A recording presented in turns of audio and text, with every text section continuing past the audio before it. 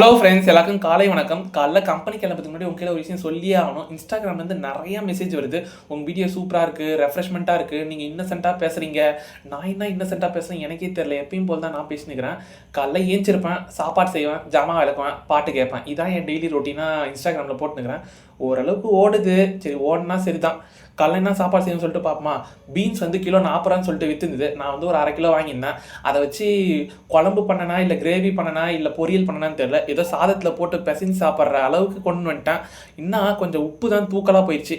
Recent நாளாக நான் வந்து குலாந்தன் யூஸ் பண்ணியிருந்தேன் வீட்டில் இருக்கும்போதெல்லாம். இப்போ வந்து எனக்கு ஜவ்வாது யூஸ் பண்ணணும்னு சொல்லிட்டு ஒரு ஆசை வந்தது. அதனால் ஜவ்வாது வாங்கி யூஸ் பண்ணின்னு இருக்கிறேன். ஆனால் மோஸ்ட்லி லேபில் வேலை செய்கிறவங்களாம் அந்த வாசனை பொருளே போட்டுன்னு போகக்கூடாது. அது வந்து திட்டுவாங்க இல்லைனா கம்பெனியில்.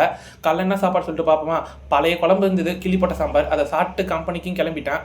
கம்பெனியில் போய் என்ட்ரி டைமிங்லாம் போட்டு வேலையெல்லாம் முடிச்சுட்டு வீட்டுக்கு வந்தேன்னா, எங்கள் அம்மா ரூமுக்கு வரும்போது ஒரு பக்கத்தில் சூப்பர் மார்க்கெட்டில் வந்து இந்த பாப்கார்ன் சோளம் பார்த்துருந்தாங்க. அதை வாங்கி ஒரு நாளாக செய்டா அப்படின்னு சொல்லிட்டு எங்கள் அம்மா சொல்லியிருந்தாங்க. நானும் அதை வாங்கிக்கினேன்.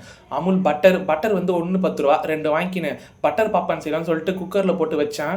இந்த தேட்டரில் வாசனை வரும்ல அந்த பாப்கார்ன் ஸ்மெல்லு, அதே ஸ்மெல் வந்ததுங்க. ஆனால் டேஸ்ட்டும் வேறு லெவலில் இருந்தது. நீங்களும் ஒரு வாட்டி ட்ரை பண்ணி பாருங்கள் இதை வாங்கி. சரி, நைட்டு சாப்பாடு வந்து தோசை, ஒரு ஆஃப் பாயில் எடுத்து வாயில் போட்டுனேன். உடச்சிச்சு. எனக்கு பிடிக்கவே இல்லை, ஒரு மாதிரி குழப்பான்னு இருந்தது. சாப்பிட்டு தூங்கிட்டேன். இந்த vlog உங்களுக்கு பிடிச்சிருந்தா லைக் பண்ணுங்கள், சப்ஸ்கிரைப் பண்ணுங்கள், ஷேர் பண்ணுங்கள்.